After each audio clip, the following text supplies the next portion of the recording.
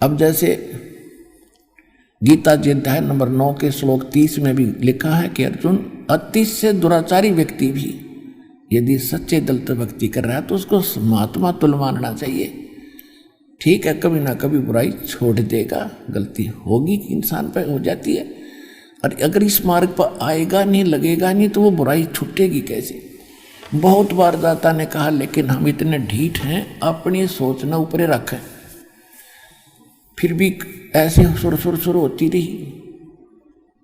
परमात्मा ने सोचा कि इन जो 64 लाख का ये झुंड मेरे साथ लग गया, इनको सुख हुआ, इनका सुख हुआ तो ये मुझे भगवान मानते रहे। आज मैं कह रहा हूं इनका असर नहीं हो रहा। तो परमात्मा ने सोचा सुर क्या लिया, सुसरिये कह दूं। रविदास जी जो थे कबीर साहब के बहुत निकट रहते थे।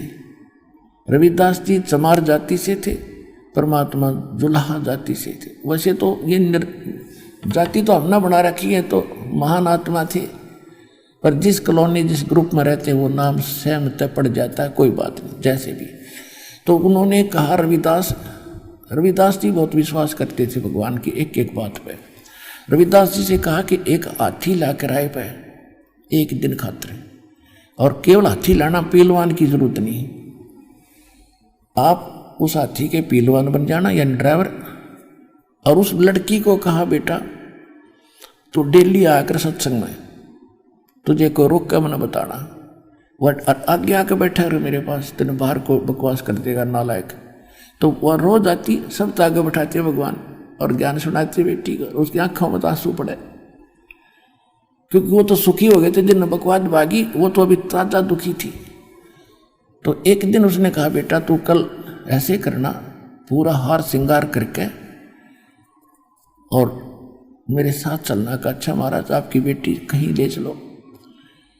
परमात्मा ने, कबीर साहब ने एक बोतल के अंदर गंगा जल भर लिया, जैसे वाइट वाइन होया करे, सफेद कति शराब देसी हाथ काट के बना करते पहले, ऐसी लगे, और हाथी पर बैठ गए। आगे रविदास जी हाथी न चलाने वाले, और बीच में रविदास का आगे नमो, वो लड़की बीच में, और कबीर साहब उसके पीछे लड़की के, और लड़की के वैसे उस लड़की के कंधे पर हाथ रख लिया और बोतल ले लिया हाथ में, ढक्कन खोल कर ला लिया मुंह,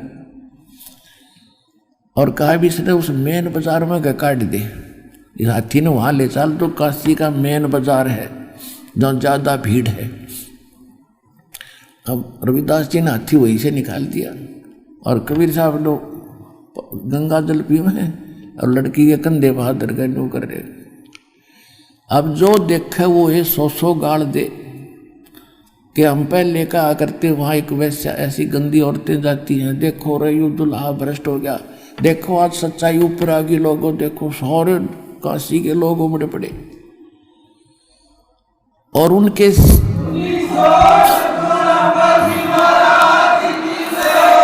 अब जो परमात्मा के शिष्य थे उनको वो काशी वाले लोग कहने लगे, आजो दिखाऊं थारे कारनामे तेरे गुरु जी के। अब देखो यो क्या हो गया, हम कहा करते ना पहले। तो मूर्ख क्या कहते हैं कि मैं तो कभी कभी जाया करता, मन्नत नाम नूम छोड़ दिया था पहले ही। कोई कहता मन्नत तो झंडू ले जाया करता, मैं तो वैसे कभी कभी जाता था।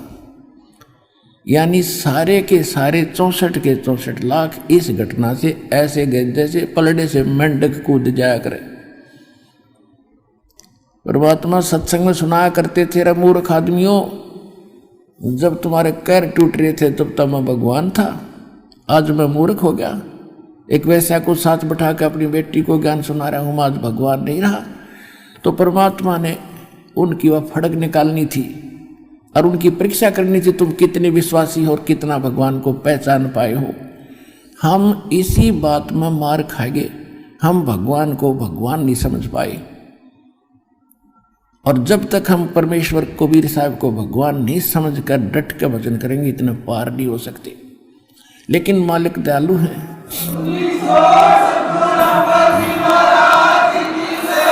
वो तो दयालु है। उनको मालूम था कि ये चार्ज कर दिए जितने चाहिए थे, भक्ति इनकी करवा दी, प्रथम मंत्र का जाप करा दिया। और अब ये खालो धक्के पार तो ये हो नहीं सकते जब ये ऐसा घटना इनके मन में, क्योंकि वो श्रद्धा बनी नहीं। गुरु मानुष कर जानते ते नर कहीं है अंध, ओहे दुखी संसार में फिर अग काल के फंद। जब तक हम गुरु को भगवान के इक्विवेलेंट नहीं मानेंगे तब तक मोक्ष नहीं हो सकता। अब जहां भी देखो सारे हाहाकार मच गई। अब क्या हुआ, उधर से घूम घाम कर सारे बाजार में वह लड़की, परमात्मा ने फिर क्या किया कि जा बेटी तू तैब अपने घर में भी आता हूं, तेरे पास ही आता हूं मैं तेरे उस ठिकाने पे। अब क्या किया दाता ने, एक अर्जुन सर्जन नाम के दो शिष्य थे, वो मक्का मदीना गए हुए थे, वो मुसलमान थे, उनके शिष्य हुए थे और कति समर्पित थे परमात्मा पे 100%। वो घर त्याग के, और उनका नाम भी मालिक, उन्होंने कहा था हमें ये मुसलमान नाम बदल के ये सिंपल नाम रखो कोई हमारा। तो अर्जुन और सर्जुन नाम उनका रख दिया था। वह शिष्य बन गए थे और बाल यानी शादी नहीं करा रखी थी उन्होंने। तो जब वो वापस आए तो सभी ने, सब वहाँ तो आग लग रही, सब जगह चर्चा का विषय यही। तो अर्जुन सर्जुन को उनके गुरु भाई मिले कि गुरु जी कहाँ हैं, कि गुरु जी बैठे हैं भाई वैश्या के घर पे। क्या मतलब कि गुरु जी का था भाई बुढ़ापे में दिमाग चल गया, उम्र घनी होगी और वैसा के से संपर्क में आ गए। वो तो शराब पीकर सूर्याम हाथी पर घूम रहे थे। अर्जुन सर्जुन का यह बात जची नहीं रहा, मूर्खो तुम बात क्या कह रहे हो, तुम्हारी जीभ कट जानी चाहिए, तुम गुरु जी के बारे में ऐसे बोल रहे हो, क्या बकवास कर रहे हो, तुमने समझा क्या। ने बोला साची बात ना तो जाके देख ले। हाँ, परमात्मा ने देखा था कि दो और रह रहे, इनकी और परीक्षा लेनी है, पता था आने लग रहे हुए। तो उन्होंने वो जाकर देखा, परमात्मा बैठे बाहर आंगन में चारपाई पे, लड़की बैठी साथ में नीचे और उसके दोनों पैरों पे मालिक पैर रख रखे और वह चरण दबा रही अपने पिताजी के, गुरु जी के। उसके दोनों साथलों पर पैर रखे बैठे, वो पैर दबाने लग रही। अपने आत्माओं यही मार खाते हम। अब जैसे इस दयानंद था, महर्षि दयानंद, इसके विषय में एक बड़ी कथा सुना करते, बड़ा ब्रह्मचारी था और ज्ञानी था, परम आत्मज्ञानी था। उसकी एक हिस्ट्री देखी, उसमें लिख रखा था कि ये बाबा जी रूप में बैठा था, साधना कर रहा था और एक माई ने आकर इसके चरणा का हाथ लगा के माथा टेक दिया। कहते वो एकदम उठ गया और ऐसे कांप गया सारा और जंगल में चला गया। 3 दिन तक एक मंदिर में, उजाड़ मंदिर में बैठा रहा। जब उसका मन शांत हुआ, इतना और त्यागी बैरागी और इतना औरतों से वो नफरत दूर भागता था। अरे बड़े आदमी, आत्मज्ञानी कह सकते हैं ऐसे व्यक्ति को। जैसे सांग होया करते, सांग गांव में, और उसमें पहले क्या था, लड़के ही लड़कियों का रोल करते थे।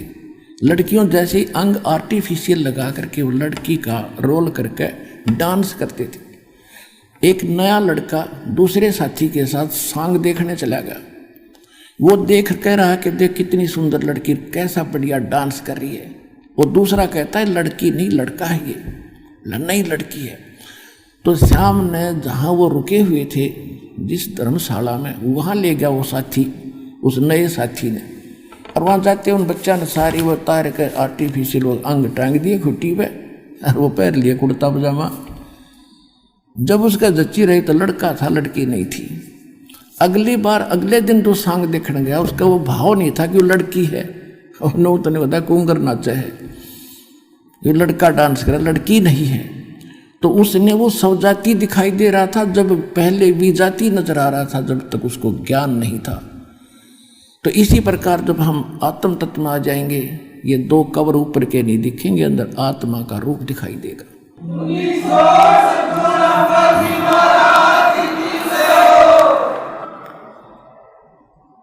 तो अर्जुन सर्जुन जब देखा एक बार तो आगे निकल गए, नो देख के अगर सच्चे भाई तो साला बैठ गया, जो कहे थे वह सच्ची। गुरु जी तक किस सतीथि में बैठे हैं। फिर वापस आए, फिर हिम्मत सी करके अंदर चले ही गए दोनों। अब अर्जुन सर्जुन गुरु जी को कह रहे हैं कि सतगुरु यहां ना बैठियो, ये द्वारा है नीच। ओए होए, कहने लगे हे सतगुरु यहां ना बैठो आप, ये तो एक नीच जाति का घर है, छोटी जाति का आपका अपमान होगा। परमात्मा क्या उत्तर देते हैं कि ऊंच नीच में हम रहें, ये हाड चाम की दे, अर्जुन सर्जुन समझियो तुम करियो रखियो शब्द सने। संकेत में कह दिया करे भले आदमी ऊंच नीच में हम रहें, और ये तो हाड चाम की दे। इस चाम और तेरे चाम में क्या अंतर है, मुझे तो तुम दोनों एक नजर आते हो। और अर्जुन सर्जुन समझियो राखो शब्द स्नेह, जो नाम दे रखे उन्हें जप ले चुप करके, फालतू बात मत करे। और कहा भले आदमी तुम मेरे गुरु हो गया, आज शिष्य कहाँ रहे, जब मुझे शिक्षा दे रहे हो तुम मेरे गुरु बन गए बेटा, और जाओ भाग दो यहाँ से मूर्ख हो दिया कल्याण तुम्हारा। अब वो तो कल्याण के लिए निकले हुए थे बेचारे, फिर उनका एकदम झटका लग गया, नाश हो गया बनी बनाई कमाई का, चरणा में गिर गए। वहीं पर हे परमात्मा हमारी तो बुद्धि खराब कर दी, सारा संसार बकवास करे आपके बारे में, वो तो गुंडा हो गया, बदना बदन हो गया, भले आदमी हो। परमात्मा बोले फिर तुमने मुझे क्या जाना, संसार की बात में आकर तुम ऐसे मेरे से दूर हो गए तो फिर खाक भगत और के देखा तुमने, तुम तो साथ रहो, समाज को तो मैंने तुम्हारी फड़क निकालनी थी, ये बकवास करा करते थे, एक लड़की आती है फलानी, क्या समझा तुमने, मैं इतना जितना गिर गया और तुम मुझे इतना निकम्मा मान बैठे, जो जब तुम भगवान दिखाई दूं था तुमको, तेरे सौ सुखों थे। सर्जुन अर्जुन का जमीन नीचे से खिसकती नजर आई, क्योंकि वो तो उद्देश्य मालिक के लिए निकले थे। कहने लगे दाता घनी गलती बन गई, घनी नीच हम। और ये उनको पता लग गया था कि फिर ऐसे संत सतगुरु मिले ना मिले, और फिर जन्म होगा ना जाने कब होगा, या तो गई हाथ ते डोर छूटे भगवान, बात बिगड़ेगी। चरणों में पकड़ कर बुरी तरह रोए, वहीं पर है परमात्मा कोई विकल्प बताओ दाता। परमात्मा बोले भाई ईब तुम्हारा इस शरीर से वो बात नहीं रह सकती बेटा, कितनी बात बना ले, आपका वो भाव नहीं बनेगा, क्योंकि आपके अंतःकरण में वो मलिनता घर कर चुकी है। अब मेरे इस शरीर से तुम्हारा कल्याण नहीं हो पाएगा। अंडरस्टूड है।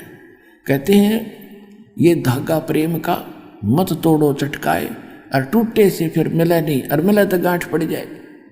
गुरु शिष्य का नाता इतना गजब का होता है, इसमें दोष आ गया तो फिर बात बनेगी नहीं जल्दी से।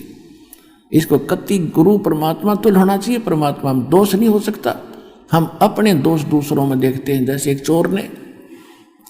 चोर किसी एक नेक आदमी के घर पे चला गया, वो नेक आदमी तो सो गया, उसको खाना खुना खिला गया कि वो अपने जैसा जाने था, नेक आदमी यात्री है। रात्रि में पैसे निकाल कर चला गया, और एक उसी चोर के घर कोई एक नेक व्यक्ति यात्री बनकर आ गया, रुक गया।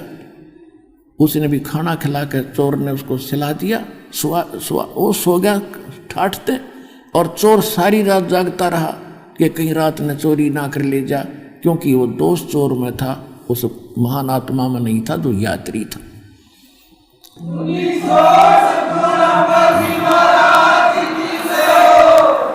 अब वो कहने लगे परमात्मा हमारा कल्याण कब होगा। तब उन्होंने कहा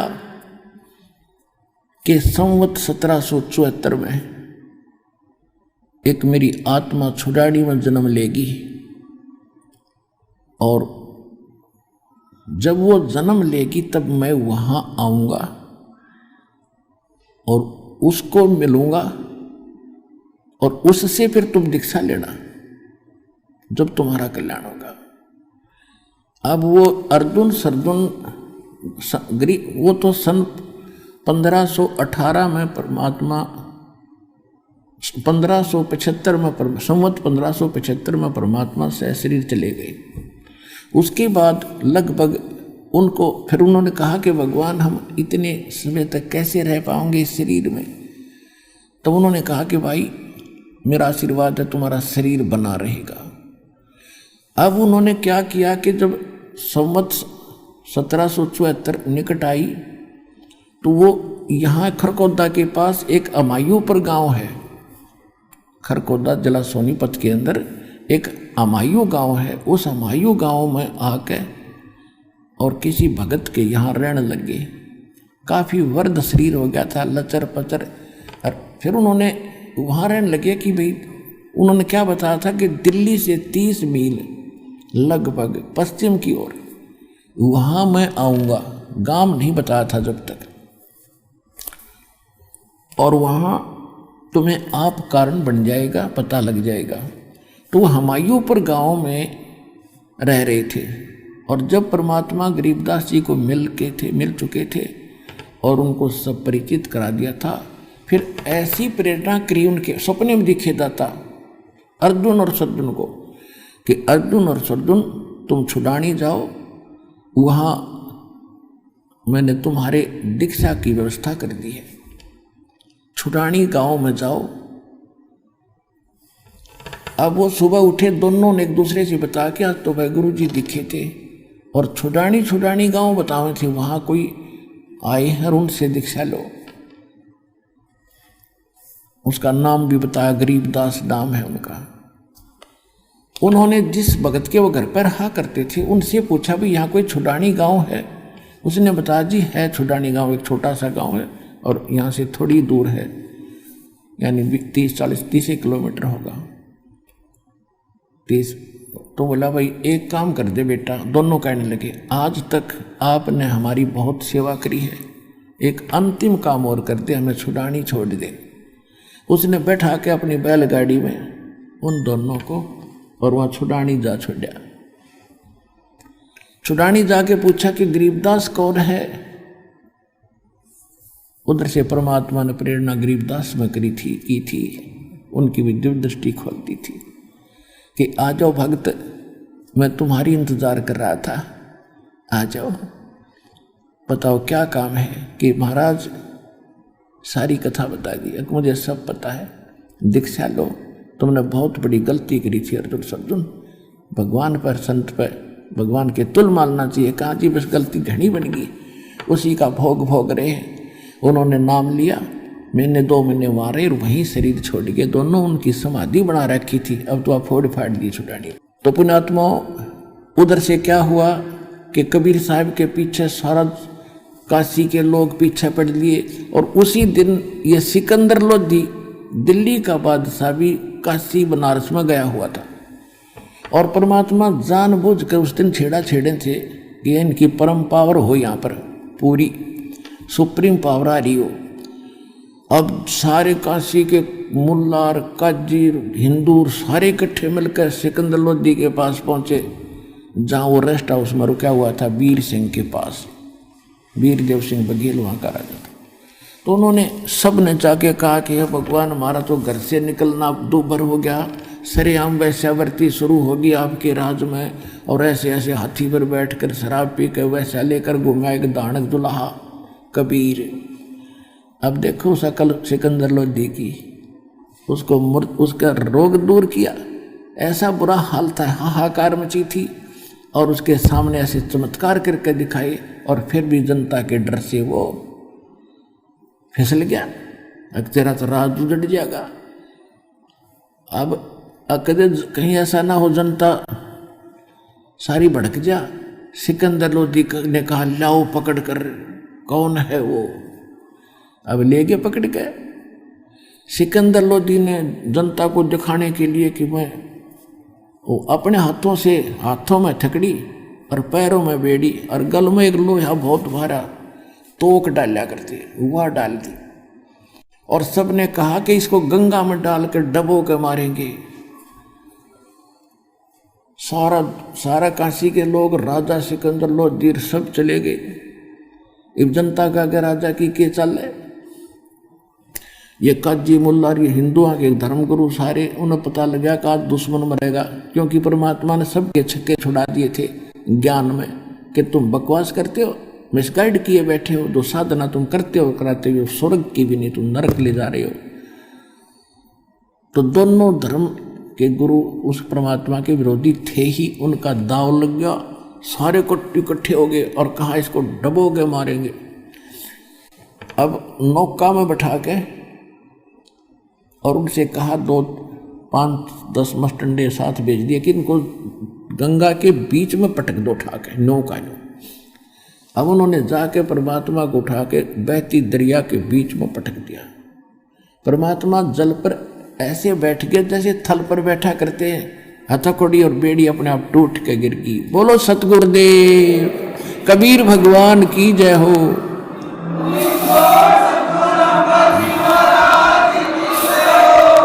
अब वो नौके न्यू बैठे जब और नीचे गंगा जल नो चक्कर काटता हुआ चल रहा है। अब वो नौका वाले तो बुला लिए, तुम आ जाओ वापस। फिर लगे उनको पत्थर मारो, इसका खूब पत्थर मारे। पत्थर कहाँ जाए इतनी दूर, सेंटर में। फिर कहने लगे गोली मारो इसका। राजा ने आदेश क्या को कहा कि गोली मारनी पड़ेगी। अब राजा डरता, ठीक है गोली मारो। गोली मारे, तीर मारे, एक निजा मालिक की तरफ कहते उड़े नू हो जाओ ऊपर को। फिर कहने लगे भाई नहीं बात बनी, तोब लाओ तोब। तोब के गोले और 12 घंटे मालिक पर बरसाए, नीचों ने आंख नहीं खुली। 4 पहर 12 घंटे तोब के गोले नो दागे गए। वो कभी तक गंगा से बाहर जा पड़ा किसी सरोवर में, या वहीं फंस होकर वहीं गिर जा। अकल नहीं आई ठिकाने, अरे मूर्खो। तोब के गोले और फ्यूज होने लग रही, एक निजारा फिर भी आंख ना खुली के कबीर इज गॉड। अरे मंदबुद्धि लोगो तुम।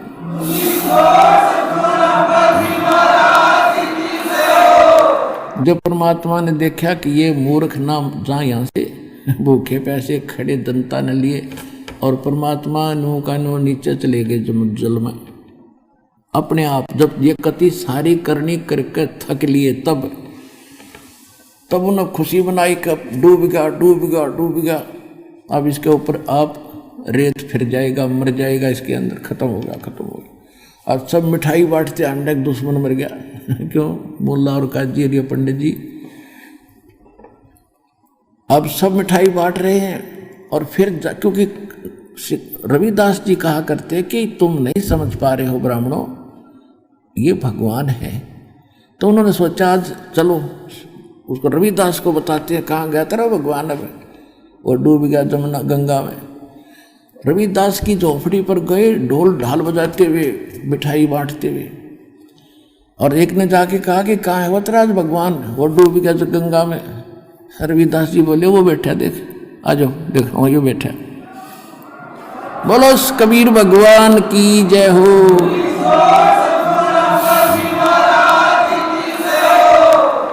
अब जो सा देखा हुए बागले कहाँ?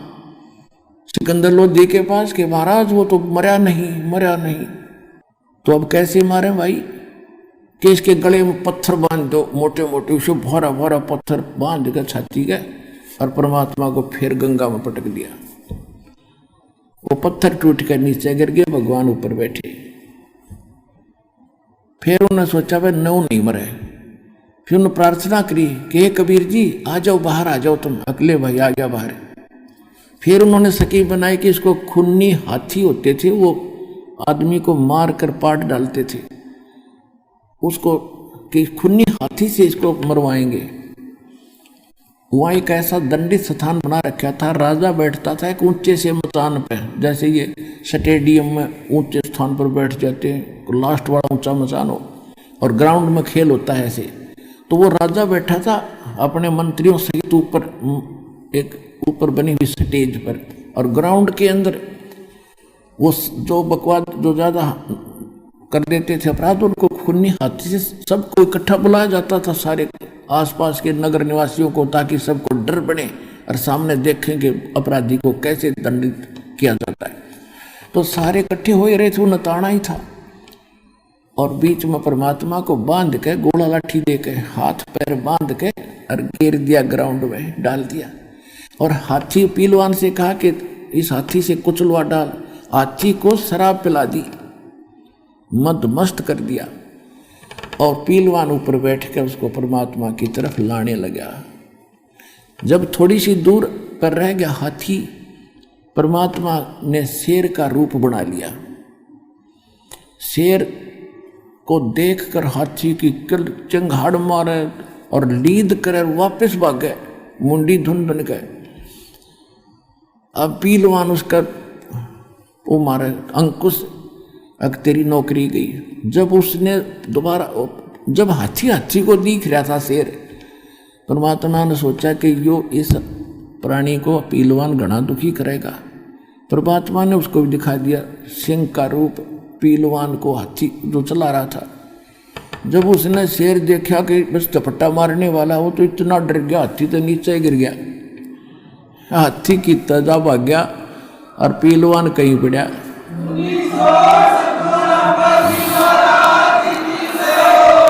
अब परमात्मा ने ये सोचा कि इस पीलवान को दंडित करेगा ये मूर्ख सिकंदर लोधी, इसको मारेगा गरीब को। तब परमात्मा खड़े हुए, हाथ हथकड़ी वो बांध रखी थी, टूट गई सारी। परमात्मा निर्बंध को कोई बांध सकता है?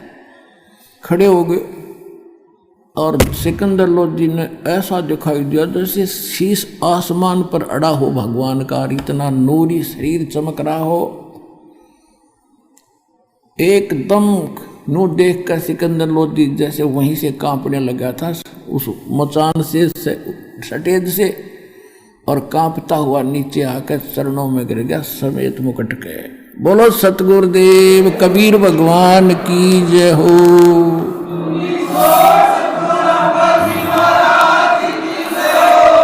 अनंत कोट ब्रह्मांड का एक रति नहीं भारे, सतगुरु पुरुष कबीर है ये कुल के सिरजनहारे।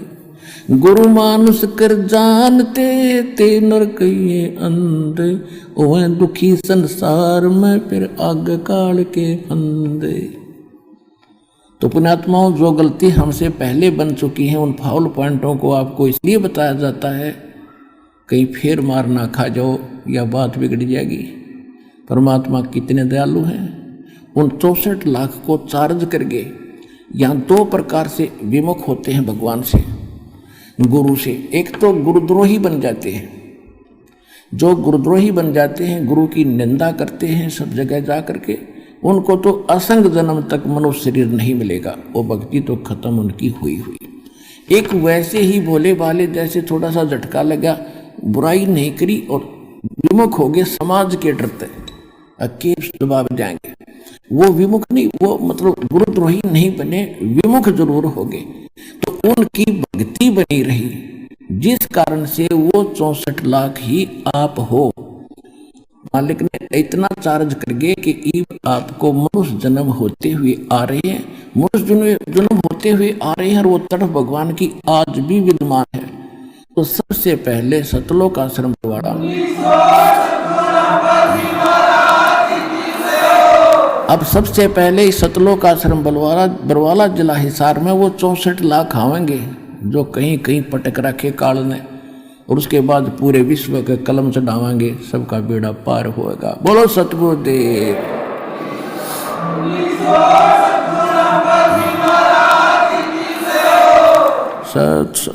आइए अब हम उन श्रद्धालुओं के अनुभव जानते हैं जो जगत गुरु तत्वदर्शी संत रामपाल जी महाराज जी से दीक्षा प्राप्त कर चुके हैं तथा उनके द्वारा बताए गए भक्ति मार्ग पर चल रहे हैं। नमस्कार सर। नमस्कार सर। सर क्या नाम है आपका? मेरा नाम सुभाष राठौर। सर कहाँ से आए हैं आप? मैं ग्राम खेड़ी सावलीगढ़, जिला तहसील बैतूल, मध्य प्रदेश का रहने वाला हूँ। सर संत रामपाल जी महाराज से नाम दीक्षा आपने कब ली? सर मैंने 1/1/2013 को नाम दीक्षा ली। सर संत रामपाल जी महाराज से नाम दीक्षा लेने से पहले आप क्या भक्ति साधनाएं करते थे? हिंदू धर्म में जितने भी ग्रंथ, जितने भी भगवान हैं, सारी की भक्ति करता था और भक्ति से कोई लाभ नहीं मिला और मैं खुद एक मंदिर बनवाया था मैंने। और सुबह उठ के 6 साढ़े 6 बजे उठता था और नहाने के बाद स्नान करने के बाद पूजा पाठ बहुत करता था। मैं मंदिर में बैठ के आधा 1 घंटे डेली पूजा करता था, सुबह भी और शाम भी। उससे मुझे कोई लाभ नहीं मिला। अतः ये हुआ कि जो मैं सूखी मिर्ची का व्यापार करता था उसमें मेरा भारी नुकसान हुआ। फिर उसके बाद गाड़ी ली मैंने, एक टाटा मैजिक ली, महिंद्रा चैंपियन गाड़ी ली कि हो सके इससे कुछ फ़ायदा होगा। उसमें भी मेरा बहुत लॉस हुआ। आखिर में ये हुआ कि मैं एक एक रुपए से तबाह हो गया, परेशान हो गया, दुखी हो गया। मेरी माँ मेरे पास थी और माँ भी मेरे पास थी। उसके बाद में माँ मेरी बिस्तर पे लेटी हुई थी 4 महीने से। पूरा शरीर काला हो चुका था और कोई आराम नहीं। बैतूल ज़िले के डॉक्टर को दिखा दिया, ग्राम खेड़ी सावलीगढ़ के डॉक्टर को दिखा दिया, नागपुर के डॉक्टर को दिखा दिया। डॉक्टर सभी यही कहने लगे कि इनको कोई बीमारी नहीं है। क्या बीमारी है? सिर्फ टेंशन है। भगत के पास जाते थे झाड़ी फूकने कराने, उनसे पूछते थे कि इनको क्या हुआ है, तो वो कहते थे कि इनको किसी ने कुछ टोटका टामनी कर दिया है। हम लोग परेशान हो गए थे। परेशानी के कारण मैं इतना परेशान हो गया था कि मांस, दारू, बीड़ी, सिगरेट हर चीज़ों का अमल करने लगा। और मेरी शादी हो गई। मेरी बीवी, मेरे 2 बच्चे वो हमेशा बीमार रहते थे, जिसका इलाज चलता था। मैं इतना परेशान हो गया था कि एक एक रुपए से मैं पूरा कंगाल हो चुका था। मेरा कोई रास्ता नहीं था। मैं गाड़ी चलाता था, मैं खुद अपनी गाड़ियों का मेंटेनेंस अपने हाथों से करता था। सुबह गाड़ी को काम करता था और शाम को सोचता था कि सुबह उठूंगा जल्दी और फ्रेश होके अपने गाड़ी लेके जाऊंगा। तो गाड़ी लेके जाता था तो कभी नया टायर फूट जाना, कभी एक्सल टूट जाना, कभी क्रॉस टूट जाना। मतलब नया खुद मेंटेनेंस करने के बाद मिस्त्री को भी दिखाया, मिस्त्री भी के पास ले जाने के बाद भी कोई उसका कोई जरिया नहीं निकला। 1 रुपये का कोई फ़ायदा नहीं हुआ। मैं हफ्ते में 3 दिन उपवास रहता था। शनिवार, शुक्रवार, मंगलवार 3 दिन कंटिन्यू उपवास रहता था। और मैं इतनी भक्ति करता था, इतनी पूजा करता था, भगवानों पे से विश्वास उठ गया था। कोई लाभ नहीं मिला। अतः ये हुआ कि मेरा पूरा नुकसान हो गया, पूरा लॉस में चला गया था। मरने की नौबत थी। भगवान तो नहीं दिखे पर मौत मेरे को सामने दिख रही थी कि बस मरना है मुझे, बस इसके अलावा कोई रास्ता नहीं दिख रहा था। सर फिर आप संत रामपाल जी महाराज की शरण में कैसे आए? संत रामपाल जी महाराज की जानकारी हमें ऐसी मिली कि संत रामपाल जी महाराज की शिष्य थी, वो हमारी मौसी जी थी। वो मौसी जी को हमने खबर दी थी। हमने ये नहीं पता था कि संत रामपाल जी महाराज से जुड़ी है, इसलिए नहीं बुलाया था। हमने ये बुलाया था कि मौसी जी आप घर आओ, मम्मी की बहुत ज़्यादा हालत ख़राब है और इनको देख लो आप। इतनी ज़्यादा हालत ख़राब हो गई थी, पूरा शरीर काला हो चुका था। मौसी आई, उनने देखा, देखने के बाद बोलने लगी कि मैं अपने गांव ले जाना चाहती हूँ। जब वहाँ गई 3 दिन उनके घर रही। इनने संत रामपाल जी महाराज के सत्संग सुनाए। और जब माँ 3 दिन बाद घर आई तो मेरे पास में आई। एक दवाई का डब्बा था उनका, काफ़ी इतनी दवाई थी उनके साथ में। तो मेरे से बोलने लगी बेटा तू मेरे को बरवाला लेके चल। तो मैंने कहा क्यों? बोले बेटा ये दवाई जितनी ले गई थी मैंने, जितनी ले गई थी उतनी पूरी दवाई है, ये देख ले तू। मैं बहुत मांस, दारू, पानी बहुत पीता खाता था। तो मैंने कहा देखो माँ, मैं अपने घर पे मंदिर बनाया हूँ, मैं इतनी पूजा करता हूँ, इतनी भक्ति करता हूँ, हफ्ते में 3 दिन उपवास रहता हूँ, भगवान कहीं है नहीं। भगवान से मैं बहुत दुखी हो गया हूँ और भगवान की बात करो मत। मैं तिरुपति जाता था, वैष्णो देवी जाता था, कहीं से कोई लाभ मुझे नहीं मिल रहा है। और ए बाबा बैरागी की तो बात ही मत करो। नहीं बेटा, बोले तू मान मेरी बात, तू भले मत कुछ करना, तू चल मेरे साथ। मैंने कहा देख माँ, मेरे पास में 1 रुपये भी जहर खाने के लिए नहीं है, ना कोई बैंक बैलेंस है, ना मैं कहीं अलग से रखा हूँ मैंने। मेरे को आप बताओ माई, मैंने भाइयों को सबको धंधे से लगाया, सब कुछ करा और आज मैं वीरान हो गया हूँ। मेरे पास ना कोई धंधा है, ना कोई गाड़ी है, और गाड़ी भी है तो टूटी पड़ी हुई गाड़ी है। मैं क्या करूँ? मैं सिर्फ जहर खाने वाला कुछ नहीं कर सकता हूँ। तो माँ कहती है मेरी कि बेटा मैं किसी से पैसे उधार मांग के लाऊं, चलेगा? मैंने कहा देखो, अगर वो संत रामपाल जी महाराज भगवान होंगे तो कहीं से भी पैसा आ जाएगा और मैं चला जाऊँगा, पर मैं किसी के उधार मांग के नहीं जाऊँगा। तो बोले बेटा तू कहीं बैंक में पैसा होगा तेरे पास। मैंने कहा मेरे पास में बैंक में खाता नहीं माँ, तो कहाँ से रखूँगा।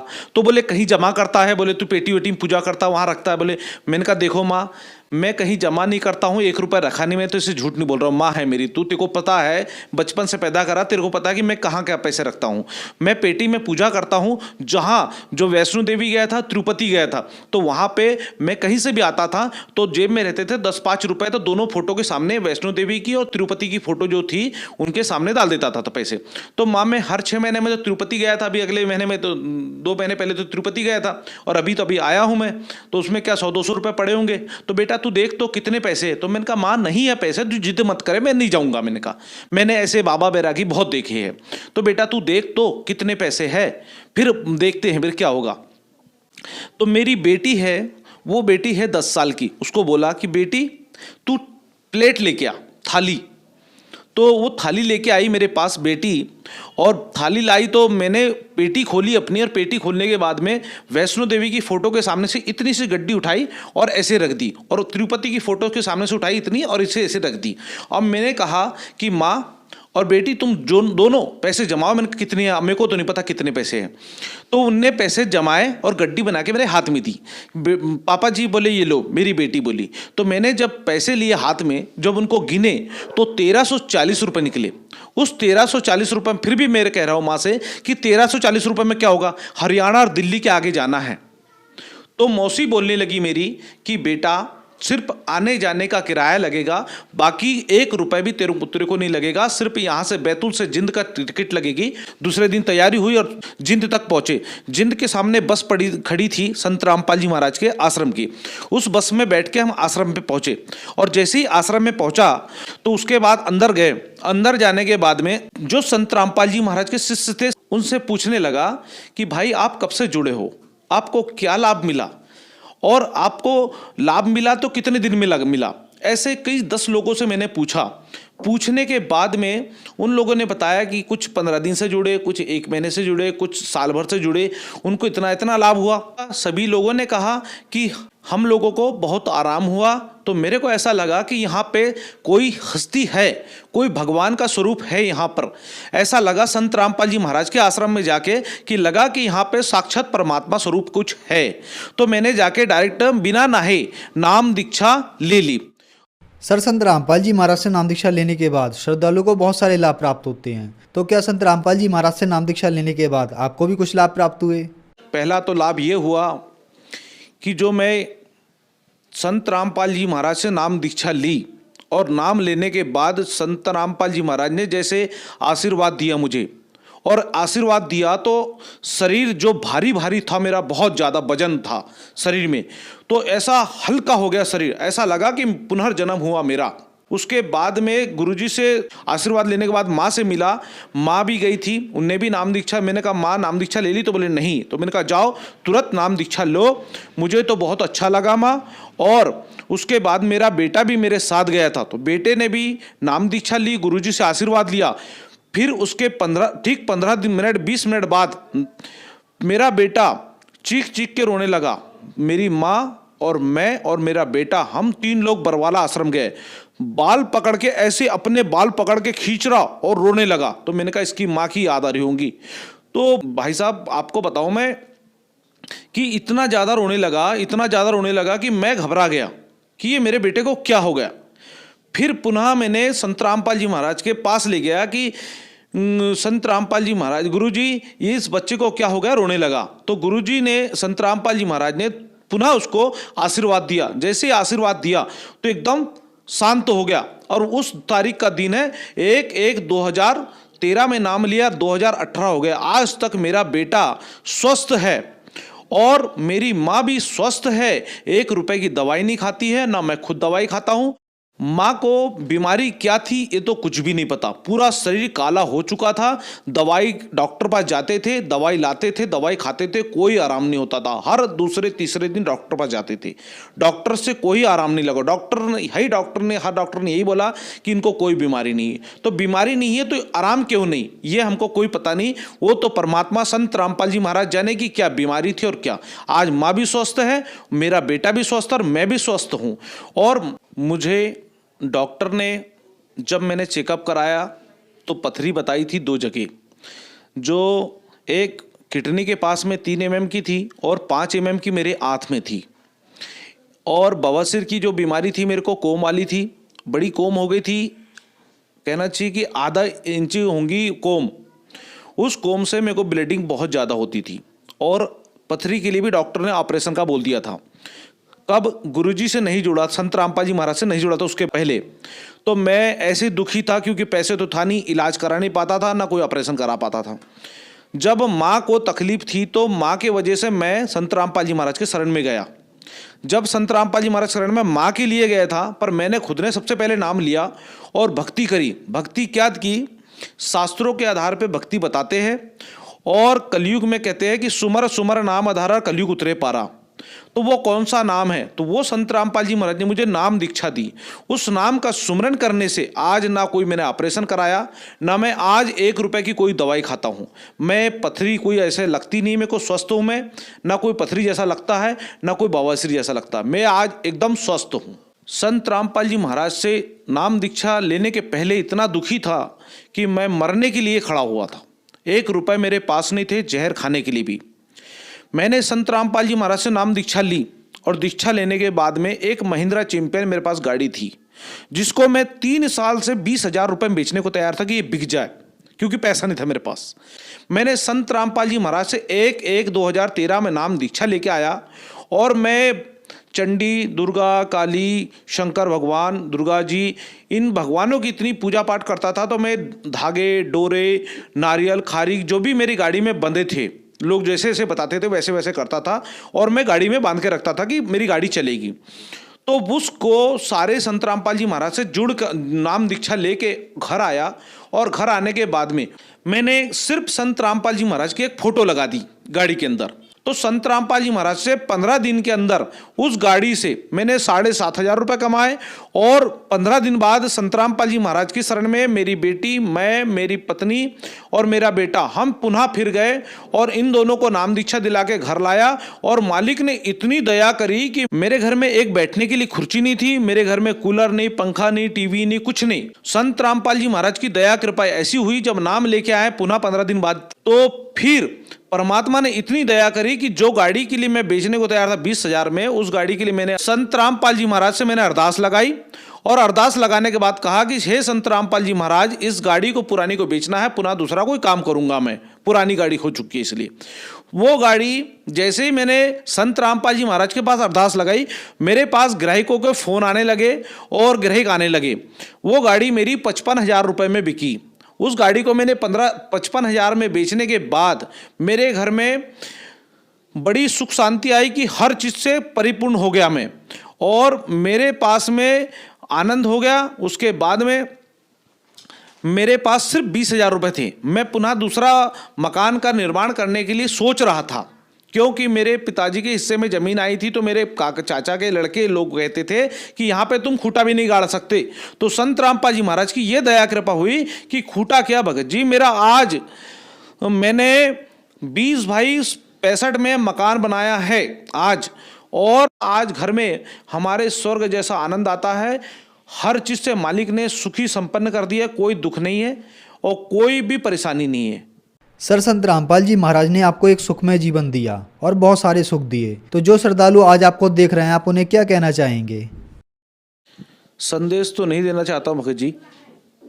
सर, मैं सिर्फ प्रार्थना करना चाहता हूँ कि मेरे जितने भी भाई हैं, परमात्मा कहते हैं संत रामपाल जी महाराज, इस जीव आत्मा में सारे मेरे बच्चे हैं और सारे ही अपने भाई बहन हैं। मैंने जब ज्ञान गंगा पुस्तक पढ़ी थी, उसमें लिखा था हिंदू मुस्लिम सिख ईसाई धर्म नहीं कोई न्यारा। जब परमात्मा कहते हैं हिंदू मुस्लिम सिख ईसाई धर्म नहीं कोई न्यारा, तो परमात्मा के तो सारे बच्चे हुए, और सारे बच्चे से, परमात्मा के सारे बच्चे, संत रामपाल जी महाराज के सारे बच्चे से एक प्रार्थना है मेरी कि संत रामपाल जी महाराज के शरण में आओ और अपने जीव का कल्याण कराओ। ये जीव बहुत मुश्किल से मिलता है, बार बार नहीं मिलता है। 184 योनि जन्म होने के बाद में और 184 काटने के बाद में एक मनुष्य जीवन मिलता है। वो सिर्फ किस लिए मिलता है? सिर्फ परमात्मा की प्राप्ति के लिए। और वो प्राप्ति छोड़ के अपन धन दौलत पैसा धेली बीवी बच्चे में लगा देते हैं और अपना जीवन नष्ट कर देते हैं। इसलिए मैं एक प्रार्थना करना चाहता हूं कि संत रामपाल जी महाराज कौन है उनको जानो और उनको जान के उनके शरण में आओ, उनसे नाम दीक्षा लो। सर संत रामपाल जी महाराज की शरण में कैसे आ सकते हैं? संत रामपाल जी महाराज से नाम दीक्षा आप बड़े आसानी से और सरलता से ले सकते हैं। हर घर में टीवी है, हर घर में चैनल चलता है, 4-5 चैनल पे सत्संग आता है और उस सत्संग के नीचे पीली पट्टी चलती है, उसमें नंबर लिखे हुए है। उस नंबर के द्वारा आप फोन लगा के और ज्ञान गंगा पुस्तक फ्री मंगवा सकते हो SMS के द्वारा, उस नंबर से SMS करके, या आपको फ़ोन लगा के आप पूछ सकते हो। हर जगह जगह पे नामदान स्थल खुले हुए हैं। आप कहीं भी जाके किसी भी जिले में कहीं भी रहते हो आप नाम दीक्षा ले सकते हो उससे। धन्यवाद सर। सत साहेब।